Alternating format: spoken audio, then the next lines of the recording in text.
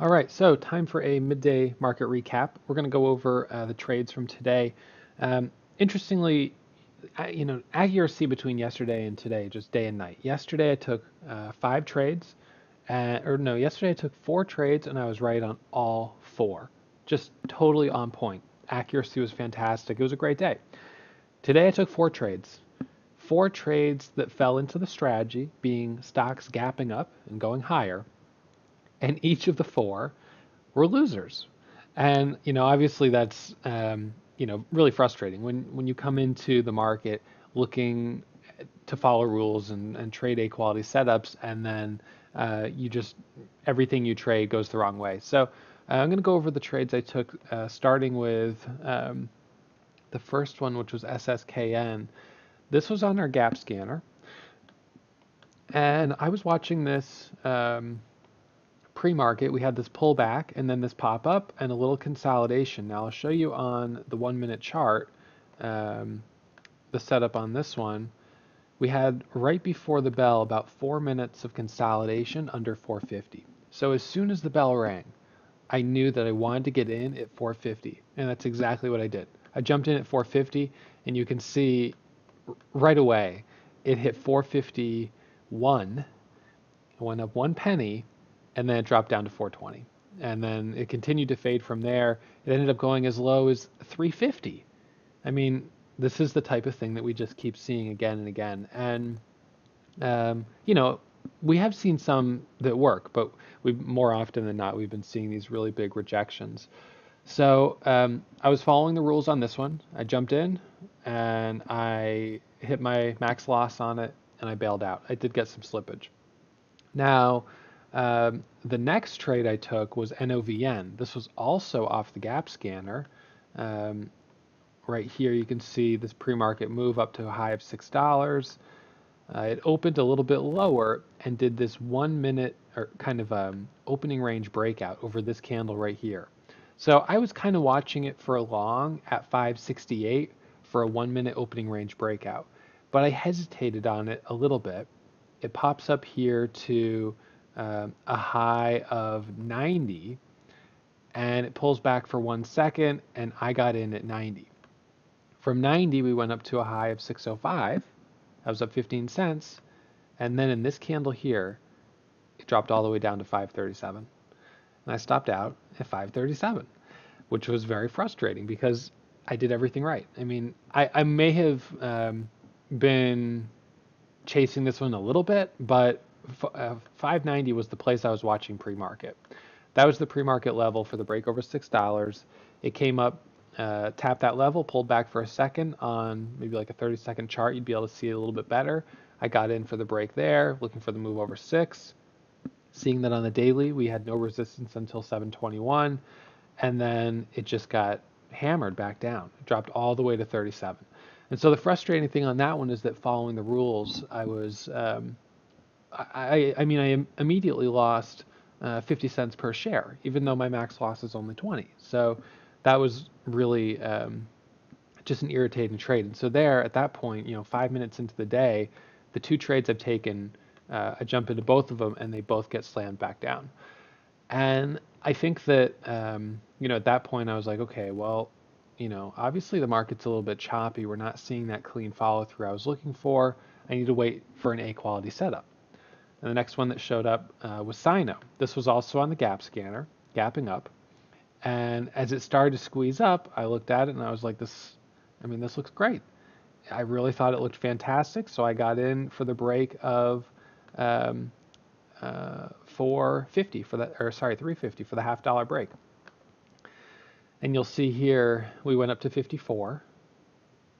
And then within 10 minutes, it had dropped all the way down to 320. And so once again, we were seeing, and then of course, when you look at the 5 minute chart, you have this squeeze up and then this doji candle and this red candle. And this ended up selling off all the way down to, I think below $3. So, or 306. So what's really interesting is that we had a stock gapping up that started to get a little momentum and squeezed up, and I jumped in at the logical place, the place I would normally take the trade, and it just got completely rejected off that level. Now on this one, I think I was being a little more aggressive because I wanted to compensate for the first two losses that I had just had. So that certainly didn't help that situation. And then the third trade was ROKA, or the fourth trade, and this one was also a gapper, gapping up pre-market. It started to pop up, as you can see right here, and I looked at it and I thought, this looks good for an entry at 450, $half entry again. And this one again had a great daily chart, lots of room to the upside, no nearby resistance. So I jumped in at 450. We popped up to a high of 466, and in three candles, we dropped all the way back down to 410.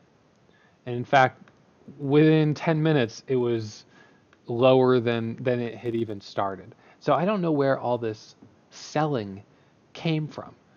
It was a gapper. It was strong. It started to squeeze up, and then all of a sudden it rolled over, not just pulling back a little bit. I mean, it gave up all of its gains. It actually closed red on the day. So we see this here on ROKA, closing red on the day. We see it on Sino, where it popped up and then closed red on the day. We saw it last week or earlier in the week with APOP. This day it was a doji candle. We had OBCI. I mean, we've had, was it this one? Yeah, it was this one here with that red candle. I mean, we've seen this again and again and again, where these stocks start to pop up, they look really good, and then suddenly they get rejected. So I'm not really sure what to think of all of that. Obviously I've talked about how this whole month has been really interesting for me because it's been the worst month I've had in 2 years of trading in terms of my profits. But all the other metrics follow along with the profits. So my accuracy has been lower, my profit loss ratio has been bad, and as a result, of course, I've not done well this month. And it's definitely interesting. To me, I'm noticing that we're not seeing that feeding frenzy that we used to see on these stocks where they start to pop up and they squeeze and then traders just jump in. Now, I think that this kind of highlights the ability to capitalize on other traders' fear of missing out, FOMO, right? When other traders have the fear of missing out, what do they do when a stock starts to pop up? As soon as it starts to pop up, they jump in and it goes higher. And what do short sellers do who are holding that position short? They cover. And immediately you get this big squeeze where, all of a sudden out of nowhere, these stocks go from, whatever, $5 to $6 or $7. And we've seen it happen again and again and again. Now, obviously I did incredibly well in the first quarter of 2017 trading momentum stocks and capitalizing on maybe this collective fear of missing out that traders have, the fear that short sellers have when they're in a position and suddenly it's squeezing up 20, 30%. But there's been a shift in the market. And I've seen this happen before where we've had these shifts. And during the lull, during kind of the slow period, we usually do have to step back a little bit and trade less just simply because we're not seeing the same level of follow through. What I haven't seen in the last 2 years of trading is a lull that lasted as long as this one has lasted, or that we've seen such consistency in false breakouts, that breakouts are just so consistently false that they pop up and then they fade. And so, after those 4 trades, I was like, all right, well, that's it for me. I guess I'll come back tomorrow. But it's certainly not the way I wanted to, it's not how I wanted this day to end up. I was hoping to have another good day just like yesterday. And I ended up jumping into the market, 2 losses right in a row. And then the third loss, trying to recover the first 2. And then the fourth loss, again, trying to recover. And I think all of them were good quality setups, but at the end of the day, I was aggressive and it didn't pay off. So, I've definitely been, I've been talking quite a bit about how I need to adjust my my expectation of the market a little bit and start to trade with smaller size. I think the 2 things that really got me frustrated this morning was number 1, taking well, number one, taking SSKN, which was a perfectly decent trade, and then just, suddenly getting stopped out. That was annoying. What was even worse was NOVN following the rules and then just getting smoked on it, right? I followed the rules. I got in, it was a good quality setup, and then all of a sudden I was down 50 cents. And so between those two losses, suddenly I was sort of like, okay, well, um, you know, this is, this is not good, and I need to find something, really good quality that I can jump on. And I thought Sino was good quality, especially because of the daily chart. So that's why I looked at it and I was like, you know what, this has parabolic potential. It has that potential because look at these other days. These days where it's gone from $3 to $5. We've seen that happen on this stock many times. So when I saw it curling up here and squeezing, this is the type that last month would have easily gone to 450 or 5. I mean, absolutely easily. We would have seen this big squeeze, up into this level, or maybe even $6 where we had resistance, 550. Unfortunately, today we hit 354 and then rolled over. ROKA not quite as strong, but still pretty decent. I thought this one would move at least up towards the 200 moving average. Again, being a former runner, a stock that has a history of making big moves, and that just didn't happen. So, this is definitely these last, 3 or 4 weeks or whatever it's been, have been really hard for me because, number one, I've been stepping up to the plate each day, trying to take good quality setups, and I've continually been coming up short, not hitting my personal benchmarks and, not seeing the type of returns that I'd like. And then, of course, I end up inevitably doing my midday recap where I talk about the trades. And so it's obviously a lot more fun to talk about the trades when you take $500 and turn it into 100 grand in 44 days. Those 44 days were fun. But what you're seeing here is the, the reality of trading, that you will absolutely have months where you kill it. You do fantastic. You have the best month ever. Literally in the last 4 months, I had two of my best months ever as a trader. 41,000 in January and 68,000 in February. Now, in January, I was up 55,000 and then I lost 14,000 on the last day of the month, which was ridiculous. So I finished with 41,000 and I wasn't happy about it. The next month, they came back even stronger, 68,000 in February. And as it stands right now, I'm going to close the month of April probably red by, $1,000 or $2,000. So, this is kind of, a little ridiculous. But for the first, I mean, I'm still up $130,000, $135,000 or so on the year. So, it's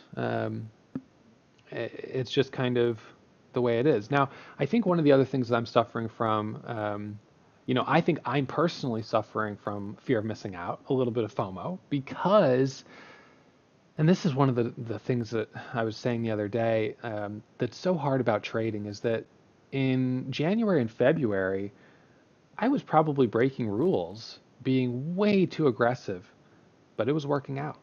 I was in a strong market where I was able to get away with doing that. Now, that may have kind of enforced or reinforced some bad habits. Making $68,000 in 1 month, chasing stocks and being super aggressive, that's a huge reward. And I don't mind being flat this month in exchange for a $68,000 month when it works. But, the fact is, I may have been pushing it a little too hard, and I allowed myself to get a little complacent, thinking that I can jump in stocks at high of day and they'll continue to run because, well, that's what they've done for the whole first quarter.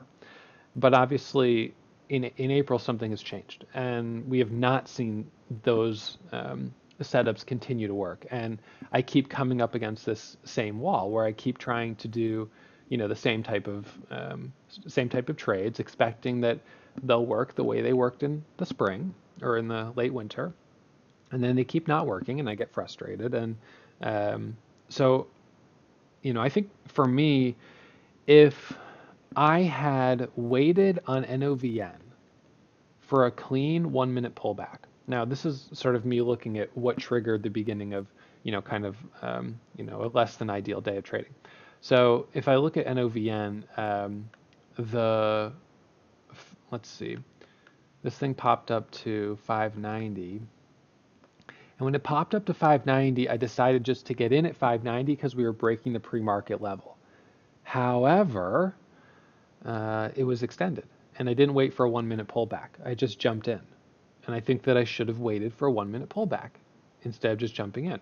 ROKA, I look at that one, and I just jumped in at the $0.50, which again, this is something that's worked really well. And this is how I usually would do it. Well, certainly in January and February, but also now, is I would take my first position at 450 at the $0.50, and then I would add on the first micro pullback. That's what I would do. I would add on the first micro pullback. The problem is that I take my first position here, and then when it drops 50 cents, I just get stopped out. So obviously that hasn't been working, but this is the approach that I was taking. And the reason I was doing that so much in the early part of the year is because we had so many stocks, and actually NOVN is a perfect example of one. And this is a stock, if I scroll back here, that, let's see, where was the day I did this? Gotta go back a little further. This is a stock that went, just it completely exploded. It was on, let's see, February 15th, I think it was, and it didn't pull back. You had no pullback entry on this. It basically just exploded. So your best opportunity was to enter at $0.50 or whole dollars. Look at this. This is a stock that literally went from $5 to $8, right? So when you see this, now you can understand why I've been so aggressive entering these stocks at $0.50 and whole dollars. This is a stock that went up 50% in about 15 minutes. That's why I was aggressive on it today. It has a history of making these big moves. It's interesting right now that it kind of goes to here and then drops all the way back down to 460 and goes red on the day. We don't see that continuation. That continuation is a result of collective trading mentality. And so the collective trading mentality right now is more cautious. And so that's something to be mindful of. When we have momentum back in the market, we will certainly see these types of moves again. And we will see a stock, whatever it might be. Obviously with the Ebola outbreak, we had a lot of hazmat suit companies, manufacturers of those blue hazmat suits. Their stocks were going crazy. Shootings in Ferguson, the Digital Ally police body camera stocks were going crazy. We had the shipper stocks going crazy just last week, and the week before we had some activity with the China stocks. So, we will see something, but it's been, a little while since we saw a stock that went just totally bonkers, that just went from $5 to 10, and then the next day went from 10 to 20. And we need one of those to get traders excited again. So, what I'm deciding to do is, of course, continue to be in trader rehab, where I work to reduce my risk. But then the second thing that I'm doing is, I think that I'm struggling with the fact that I have so much money in this account that taking a loss just doesn't really matter because the account is so big. And I think that makes me a little sloppy, which is not necessarily good. And I think that for most traders in this community, you guys don't have, six-figure accounts, number one. And number two, when you have a little bit of profit, you want to take it. And of course, number three, when you're having a bad day, you need to be able to just walk away and not compound it by continuing to trade. And I talk about this all the time. My best days, I'm green on all four names. My worst days, I'm red on all four names. It's pretty consistent. And so today was a day where I was red on all four names, which balances out yesterday where I was green on all four names. But my goal during this self-imposed trader rehab is to reduce risk and to get myself back into this kind of calm, composed state of mind. And so what I'm going to do is wire out money. I'm going to take money out of this account and drop the balance back down. So I think I'm going to take out, like I'll probably drop it down to like $30,000, more or less. I need to be above the PDT level because I still have the PDT rule. Um, Obviously, I'm not going to go back to trading with SureTrader. I don't want to do that. I already did that up to 100K, and now I'm in Speed Trader. So I'm going to drop this down to about 30,000, and I'll take out 70 grand, and that 70,000 or 75,000, whatever it is, I can just put in my pocket, and I can pay myself for the first 4 months of this year, which have been really good. Remember, I started with $583. So not only am I paying myself $75,000 for the first 3 months, I also still have 30,000 plus in equity that I can use to continue to trade. So I think with a smaller account, it'll be just psychologically, the attitude will be a little bit different. I have people that email me sometimes and ask, well, Ross, what if you had like a $10 million account? Would you be able to make, proportionally this much more money? And I've always said, no, you wouldn't be able to. I don't think I would be able to do that, at least, because I think that the scale to how much you can generate is linked not to the account size you have, but to the psychological aspects related to trading, risk management, your emotions when you take a big loss, and that type of thing. So, I think that for me, I've always done really well with smaller account sizes. This is actually one of the first times in a long time I've let the account grow to over 100K. And I think initially when I did it, I was like, well, I want to hit the 100K benchmark because that's a big benchmark, and I want to see the 100,000 line break. And then I kind of thought, well, maybe I should just keep growing this account indefinitely, to 250, 300, 350, whatever it is. But as I've been doing that in the 110 to 125 range, I've noticed that the way I treat the account has changed. Instead of taking $200 or $300 wins, which for 90% of you guys would be a great day, for me with a $100,000 account is kind of like meaningless. When you've got a $100,000 account, you're wanting to hit $4,000 or $5,000 days, and that means again that you're looking more for home run trades, and you're being more aggressive, and you're not taking the small profits when you have them because they don't matter as much. So I think for me, and I didn't know this would happen until, of course, I've gone through this experience, but I think for me, I've seen my, um, my strategy, the way I execute my strategy change in relation to the account size, where I've become much more aggressive and less conservative.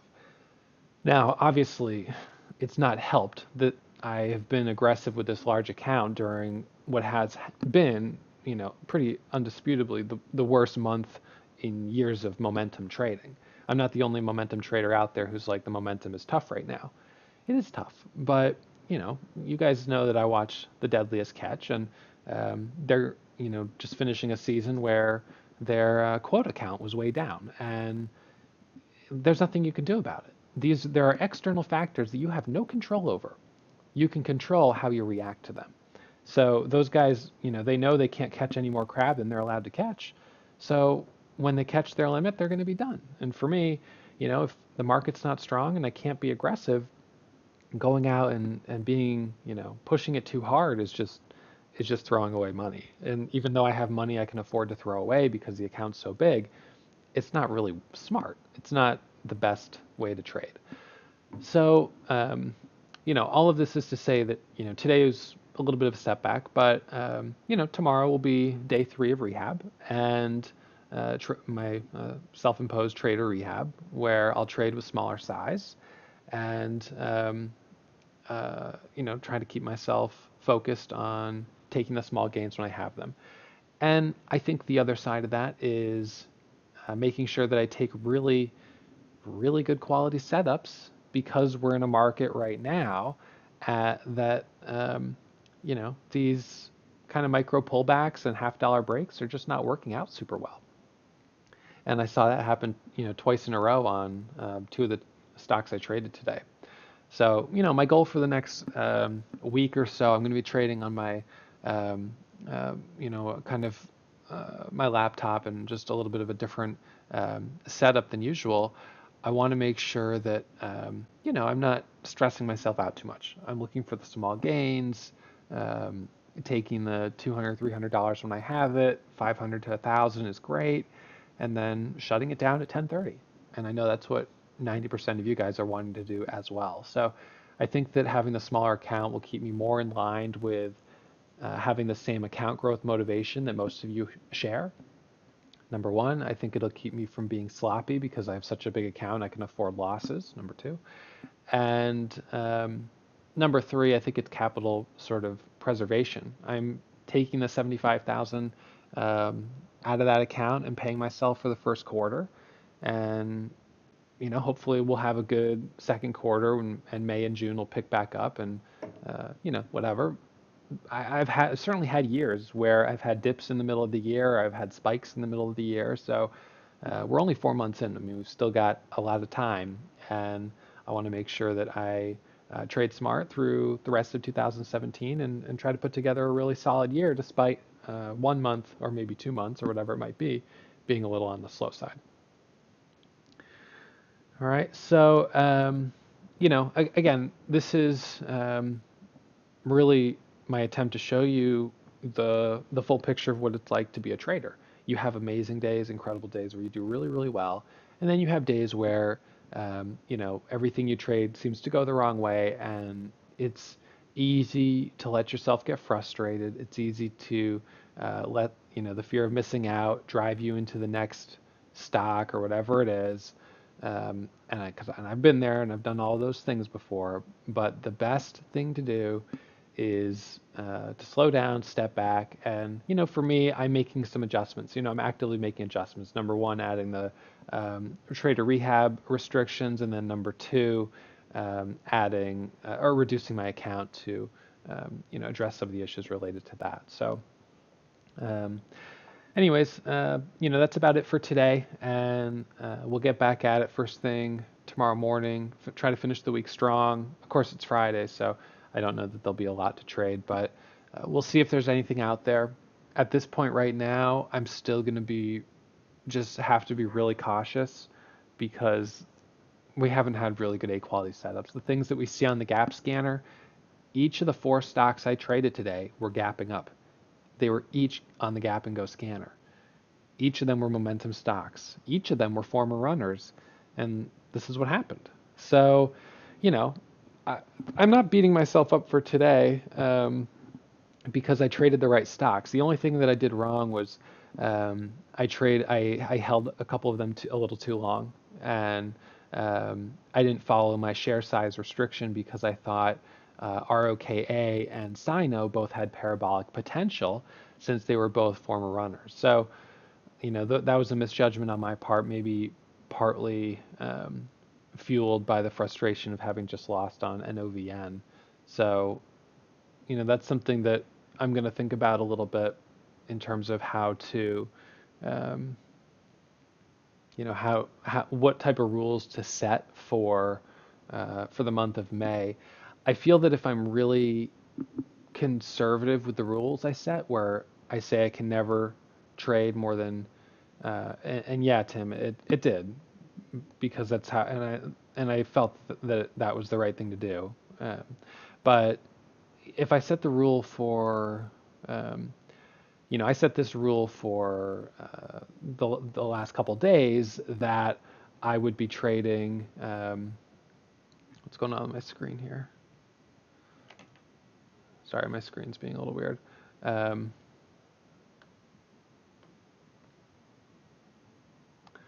I'm not sure where screen share just went, but I'll fix it in a second. But anyways, I set the rules for the last couple days that I wouldn't take more than 2,500 shares unless I thought a stock had home run potential, because I wanted to allow myself to be aggressive when I saw that potential.